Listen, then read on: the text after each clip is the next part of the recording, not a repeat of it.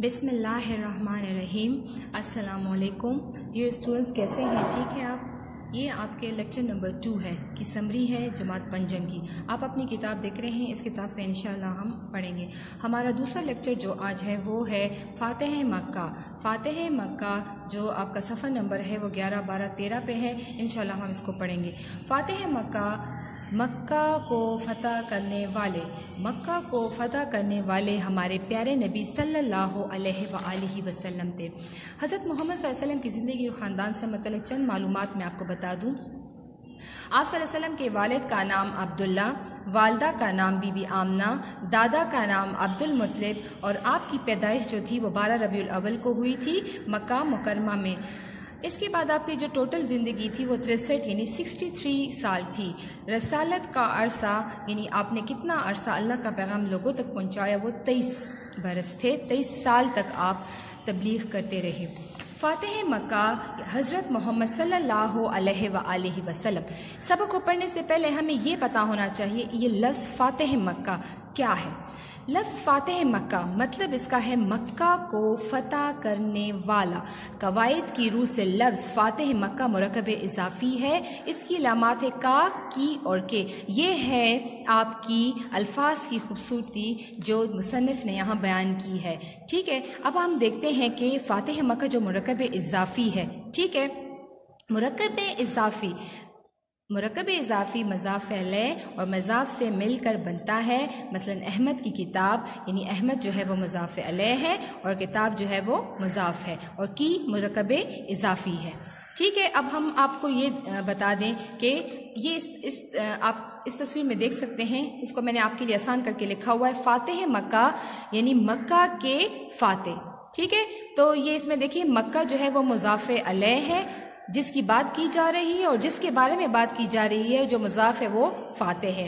मज़ाफ़ ऐसे इसम जिनकी निस्बत दूसरे से ज़ाहिर की जाए उन्हें मज़ाफ़ कहते हैं और मज़ाफ़ अलैह वो इसम जिनसे किसी की निस्बत ज़ाहिर की जाए वो मज़ाफ़ अलैह कहलाते हैं। जैसे कुरैश मक्का यानी मक्का के कुरैश, कोह सफ़ा यानी सफ़ा की पहाड़ी और अहले मक्का यानी मक्का के लोग। आसान अल्फाज में मैं आपको ये कहूँगी कि इसके नीचे जो ज़ेड नज़र आ रही इसका मतलब है का, की, के। ठीक है, ऐसे बहुत से अल्फाज हैं जैसे मैंने अभी आपको बताया कुरैश मक्का, कोह सफ़ा।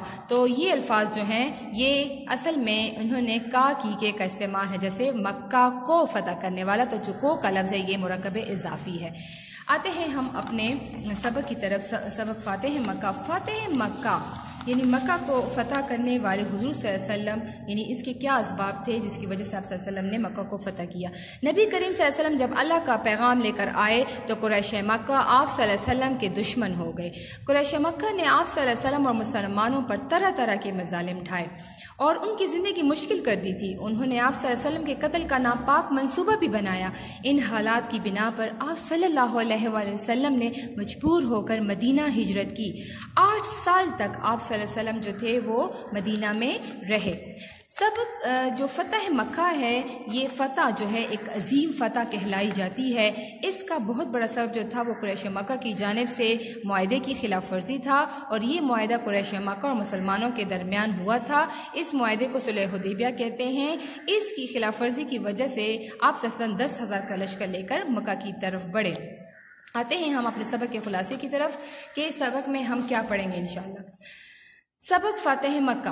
फ़तह मक्का जैसे अजीम फ़तह कहा जाता है ये अहद नबवी का एक अजीम ग़ज़वा है जो 20 रमज़ान सन 8 हिजरी को पेश आया। कुरैश मक्का ने सुलह हुदैबिया की खिलाफ वर्जी की थी। इस मुआहदे की खिलाफ वर्जी करने पर एक अजीम लश्कर तैयार किया गया जो 10,000 पर मुश्तमिल था। इस ग़ज़वे का आगाज़ मामूली से झड़प से हुआ। जब आप सल्लल्लाहु अलैहि वसल्लम मक्का में दाखिल हुए तो मामूली झड़प हुई। खालिद बिन वलीद ने अकरमा बिन अबू जहल के साथ ये झड़प हुई थी जिसमें 12 कुफ़ार तकरीबन मारे गए थे और कुछ जो कुफ़ार जो थे वो भाग गए थे। इसके बाद जो था जब इस लश्कर की खबर मक्का को मिली तो वो खौफ से सहम गए। उन्हें अपने मज़ालिम याद आ रहे थे जो उन्होंने आप सल्लल्लाहु अलैहि वसल्लम मुसलमानों पर किए थे। यहाँ तक कि उन्होंने आप सल्लल्लाहु अलैहि वसल्लम के कत्ल का नापाक मंसूबा बनाया था। मक्का से کافروں کی زیادتیوں کی وجہ سے اللہ تعالیٰ نے رسول صلی اللہ علیہ وسلم کو ہجرت کا حکم دیا۔ آپ صلی اللہ علیہ وسلم 8 سال پہلے رات کے اندھیرے میں گھر سے نکلے۔ اللہ کی شان دیکھیں کہ اللہ کے وہی پیغمبر 10,000 کے لشکر کے ساتھ مکہ میں داخل ہو رہے ہیں۔ یہ وہ منظر بیان کیا جا رہا ہے جب آپ صلی اللہ علیہ وآلہ وسلم جو تھے وہ مکہ میں داخل ہو رہے ہیں۔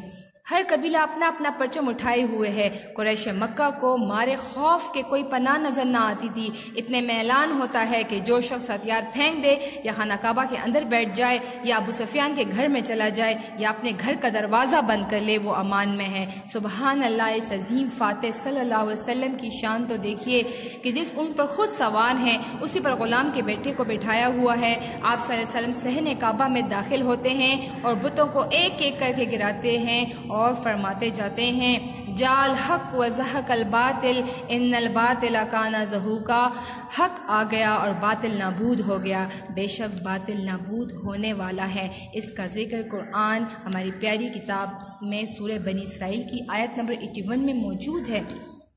آتے ہیں اس سبق کے تھوڑے سے کچھ مشکل الفاظ کی طرف۔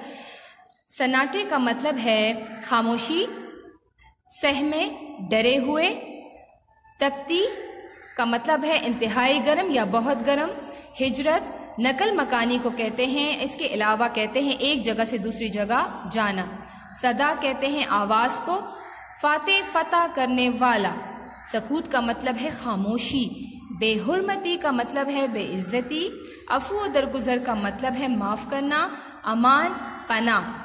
یہ ہے ہماری سمری انشاءاللہ، اور مجھے امید ہے کہ آپ سب اس کو غور سے پڑھیں گے، اور انشاءاللہ اگر کوئی سوال ہو تو آپ مجھ سے نیکسٹ لیکچر میں پوچھ سکتے ہیں۔